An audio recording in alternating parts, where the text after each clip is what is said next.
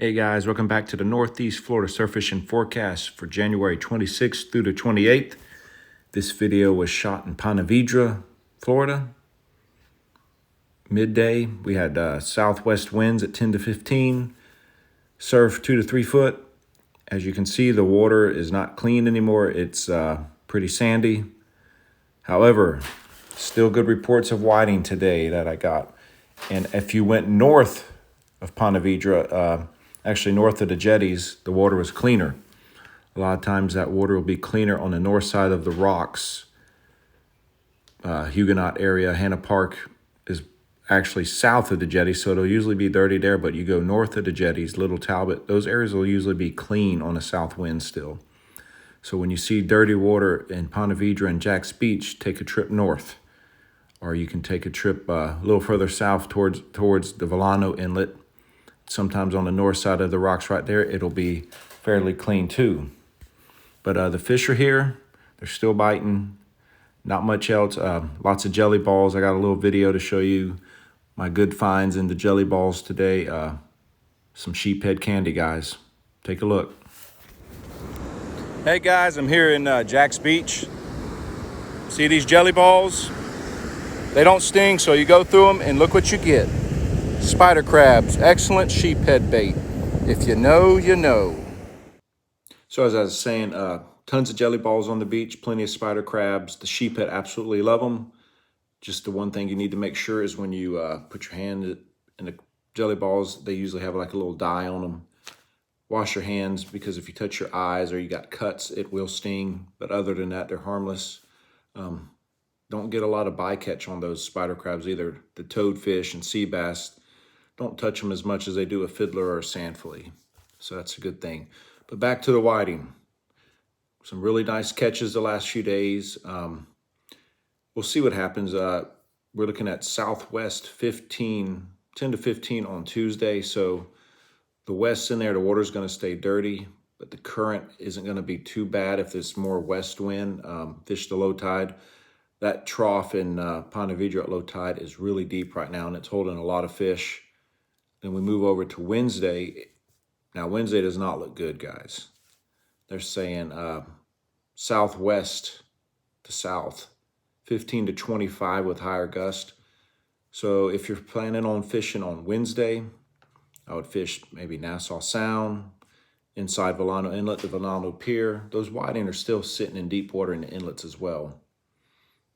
The beach fishing is going to be pretty hard. You can fish in Huguenot on the north side of the rocks, closer to the rocks to get out of that wind. But anywhere out in the open, that current's going to be ripping. And then on Thursday, a complete shift in the winds. It's going to be north-northwest, 15 to 20, and decreasing by the afternoon. So even on Thursday, it's going to be hard to surf fish. So looks like for Wednesday and Thursday, it's a good day to fish the inlets or fish the river. They are getting sheephead, trout, and reds in the river pretty good. If you can't find fiddlers, like I said, catch some spider crabs. Don't be discouraged. Sometimes you'll go 5 or 6 jelly balls without finding a spider crab, and then you'll hit 4 or 5 jelly balls in a row, and each of them has a spider crab. Just remember, they're free, so don't complain. The water temperatures right now in Jack's Beach, a good thing, 60 to 61. And that would coincide with the whiting biting. It's warmed up. And Flagler Pier water temperature that I got, 67 degrees. It really jumped. And that would explain why the last few days they have absolutely done really well catching pompano off the end of the pier. So if you live in the Flagler area or you want to take a drive down to Flagler, there are pompano there. And just a little south of there, Daytona, the water's 68, and in Melbourne it's 68. So basically it looks like from Flagler through Melbourne, if you hit it right, you should be able to get some nice pompano. And there are sand fleas galore in Melbourne. So if you don't have sand fleas, bring your fish bites, bring your clam, fresh shrimp, and catch your sand fleas down there. The fish are there. But we'll see what happens. Warm temps, guys, for Tuesday and Wednesday, then dropping back down into like the low 50s for a high on Thursday and Friday. So we'll see probably a little dip in the water temperature, but hopefully not enough to drop it to the 57 range again. But we'll find out. If you have any questions, leave them in the comments. And we'll have our next report up on Thursday afternoon. I should say Thursday evening after I get all the information in. But fish are around. Some really nice whiting, guys. Some of the best whiting I've seen in a few winters. A lot of times they're a lot smaller, but there's been a lot of 14 to 16 inch fish coming up. And if you fish for whiting a lot, you know that's a good size whiting. And the best bait right now in this area, still the freshest shrimp you can get. A lot of the whiting I cleaned the other day that I caught in Ponte Vedra, their bellies were full of whole shrimp, where they swallowed the shrimp whole. And what I noticed in that area I'm fishing, there's a lot of shrimp boats. So I'm assuming there must be shrimp all over the bottom there, and that's why the whiting are in there thick like they are. They're just gorging themselves on the shrimp that are all over the place. So I had talked to another person fishing Crescent. They said they never had a bite. I asked them if they had any shrimp boats down there. He said not a one. So maybe there's something to it. Wherever there's shrimp boats, there might tend to be more whiting in the winter where all the shrimp are. Just food for thought. With fishing, you never stop learning. So one of the best things I've learned fishing is always be observant of all the conditions around you and either write them down or make a mental note in your head.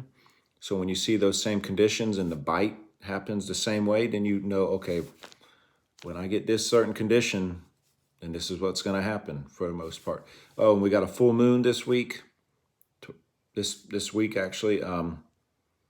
So what I've noticed with the full moons, fishing in the surf for over 30 years, is even in the summer when the whiting aren't on fire, around that full moon, we get some of the biggest whiting that come into the surf during the year. I've caught whiting literally every month of the year with eggs in them, so I think every full moon they come in and lay their eggs in shallow. I could be wrong, but that's what my theory is, and if that's wrong, I don't know what to say, but I do know every full moon I try to hit the beach because some monster whiting. So hopefully y'all guys can get out there, fish the inlets on Wednesday and Thursday, and if it comes down enough, maybe Friday will be fishable on the beach.